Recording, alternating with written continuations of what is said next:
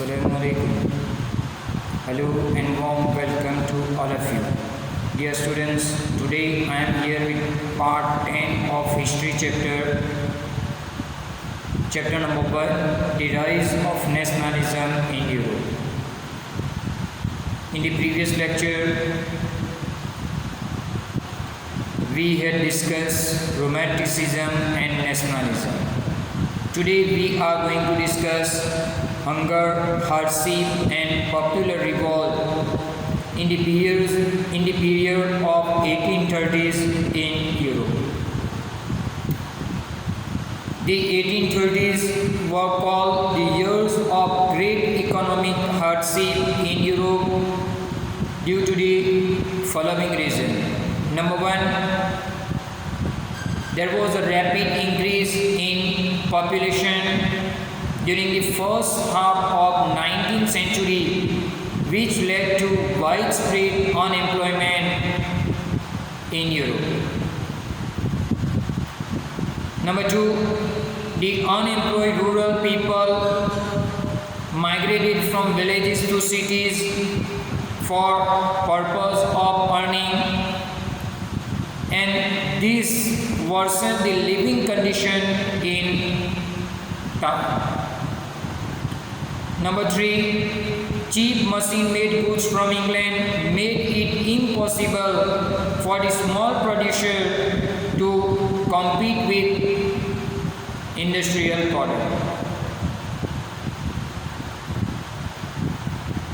Number four, the peasants suffered because of less agricultural facilities, burden of federal dues and obligation, bad harvest and rise in the price. So because of abolition, widespread unemployment prevailed in most part of the Europe. It resulted in extreme condition of poverty in most part of the Europe.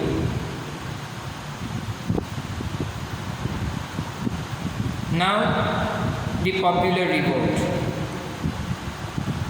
The year 1848 was such year in France. Due to the food shortages and widespread unemployment, the people of Paris came out on the road and opposed the constitutional monarchy. Because of angry crowd, barriers were erected and Louis Philippe, he was forced to flee, forced to run away from his palace. National Assembly declared France as a republic country, and they granted voting right to all male citizens, all adult male citizens above 21, and even they guaranteed right to work to the people of Paris. National workshop was set up to provide employment to the people of Paris. So this was related to revolt in 1848 in Paris.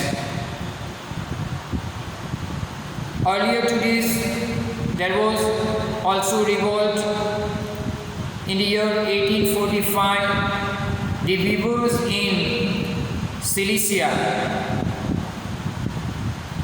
the part of Poland,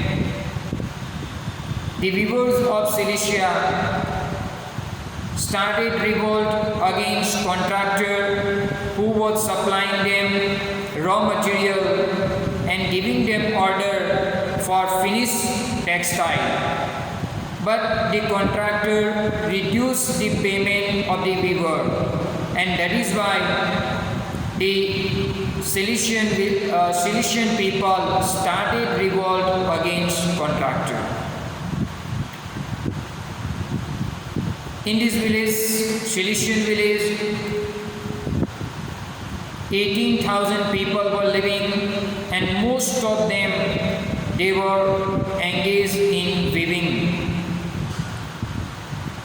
But contractor reduced the wages, so the misery of workers is extreme. So because of it, on 4th June at 2 p.m., large crowd of weavers, they emerged from their houses and marched towards the mansion of their contractor with a demand of higher wages. The contractor treated angry crowd by scorning them, by insulting them, and by threatening them. Following this, one group of people broke into the house of contractor and they damaged the furniture, the window pane, furniture and porcelain in the house of contractor. Another group broke into the storehouse and started to tear the finished product into small pieces. Because of